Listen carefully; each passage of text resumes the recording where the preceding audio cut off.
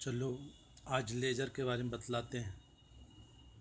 Laser light, L, A for amplified, S for stimulated, E for emission, R for radiation.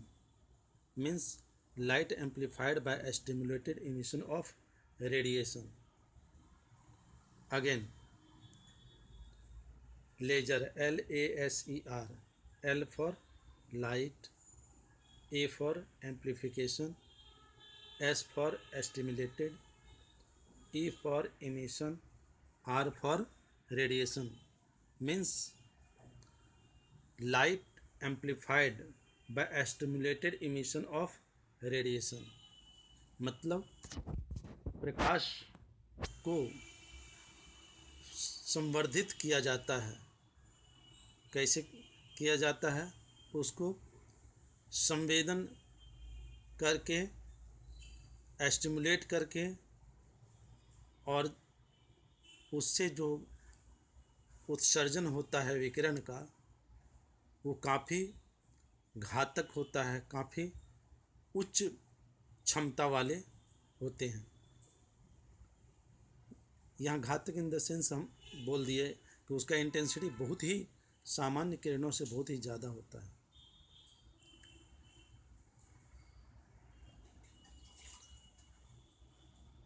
अब laser में क्या क्या चीज़ है? तो यह बहुत ही स्ट्रॉन्ग, पावरफुल है।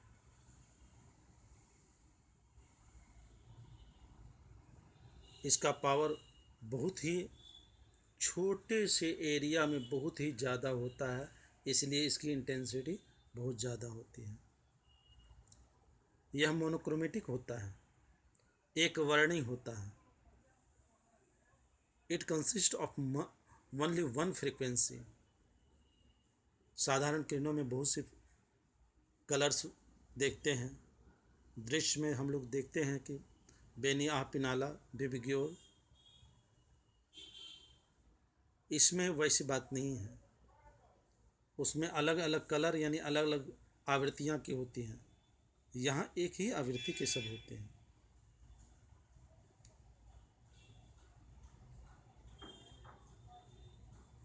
दूसरी बात, ये कोहेरेंट होते हैं। हिंदी में कहते हैं कलाबद्ध। ये इस तरह से सब एक ही कला में कंपित करते हैं। तो ये कोहेरेंट हुआ।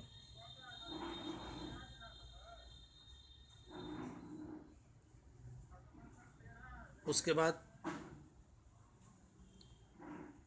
डायरेक्शनलिटी, इसी को कहते हैं कॉलिमेटेड। मतलब इसमें साधारण किरणों में क्या होता है कि सोर्स से निकलता है और हर संभव दिशा में वो ये साधारण किरण है। लेकिन इसमें क्या होता है, डायरेक्शनलिटी होती है। तो सारा का सारा जो है कॉलिमेटेड, एक ही दिशा में। हम कह सकते हैं कि ये पैरेलल है। तो कर्व्ड रूप से भी देखिए ये पैरेलल है। एक होता है कि लीनियर रूप से पैरेलल, एक होता है कर्व्ड रूप से पैरेलल, उसको कॉलिमेटेड कहते हैं। तो ये कॉलिमेटेड है।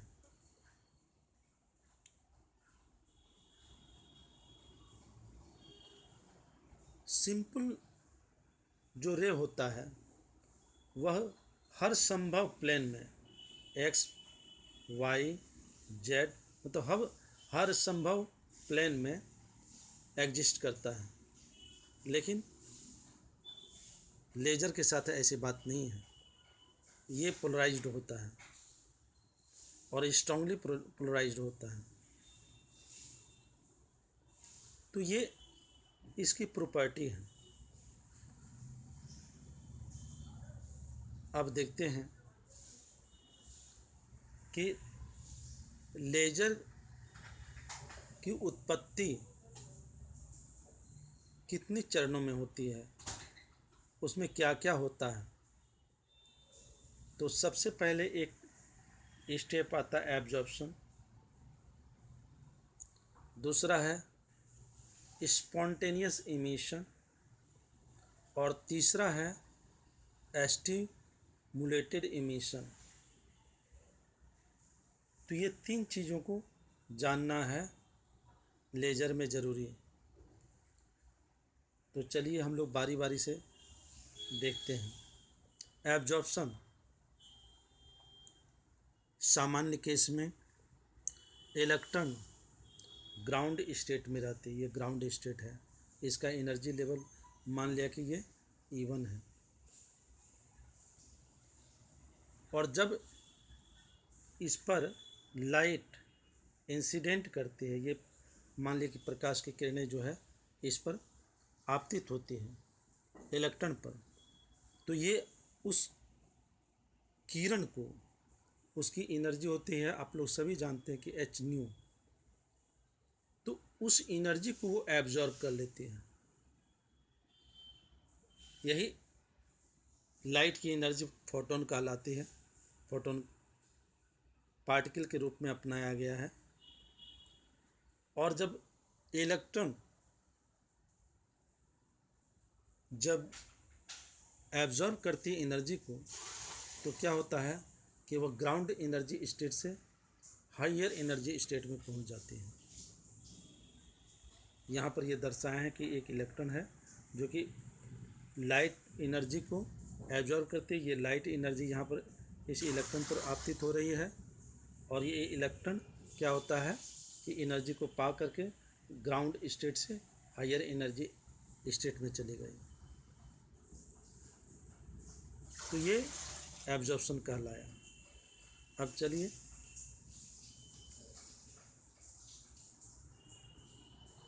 दूसरा स्पॉन्टेनियस एमिशन है। तो वहाँ पर क्या होता है कि प्रकाश की किरणें, वास्तव में क्या होता है कि जब इलेक्ट्रॉन एब्जॉर्ब कर लिया, तो एब्जॉर्प्शन के बाद वह हायर एनर्जी स्टेट पर चला गया, E2 पर चला गया। लेकिन हायर एनर्जी स्टेट पर प्रत्येक सिस्टम की ये खासियत होती है कि अपनी ऊर्जा को न्यूनतम करने की चेष्टा करती है। तो यह एनर्जी को प्राप्त करके वहाँ पर अनस्टेबल है, स्टेबिलिटी वहाँ पर नहीं है इलेक्ट्रॉन की, तो returns back to the ground state, या ग्राउंड स्टेट को आती है। ऐसी परिस्थिति में क्या होता है कि यह ऊर्जा फोटोन के रूप में मुक्त करती है। तो इस तरह से यह स्पॉन्टेनियस होता है, तात्क्षणिक होता है। तुरंत इलेक्ट्रॉन गया वहाँ से, फिर ग्राउंड स्टेट पर आया, ग्राउंड स्टेट पर तो एनर्जी त्याग करके ही आना पड़ता है ना। अब चलते हैं एस्टिमुलेटेड एमिशन। एस्टिमुलेटेड एमिशन क्या है? देखिए, ये एस्टिमुलेटेड एमिशन, इसमें बहुत ही जानकारी लेना जरूरी है। इसकी जानकारी, इसके बिना लेजर संभव नहीं है। तो जब इलेक्ट्रॉन हायर एनर्जी स्टेट से लोअर एनर्जी स्टेट में आने लगती हैं, तो ऊपर से और उसको जो लाइट आता है वो क्या करता है, अपना फोटोन अपनी एनर्जी को दे करके और नीचे, जैसे है कि एक है कि पत्थर को ड्रॉप कर दिया और एक है कि तेज़ी से पत्थर को नीचे फेंक दिया, तो दोनों में अंतर है। केवल यूं ही ड्रॉप कर दिया, उसका इनिशियल वेलोसिटी 0 है, और एक है कि उसको ऊपर से नीचे की ओर फेंक दिया तो उसका वेलोसिटी बहुत ही ज़्यादा होगा।